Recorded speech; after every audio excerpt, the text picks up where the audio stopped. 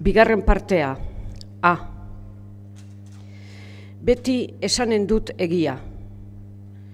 Nire ahotik ez da hitzik aterako egia ez dena.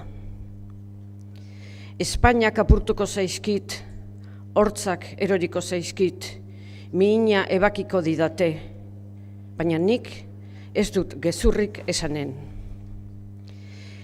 Eta inoiz nire juramentua utzirik gezur bat badiot, izanen da eguzkia ilundu ez dadin, ilargia argitu dadin, arrosak horriren bat irabaz dezan, krabelinak usainak gal ez dezan, aurra beti ditiaz gozadadin, edo dontzelari birjindadea joan dakion nobleziaz.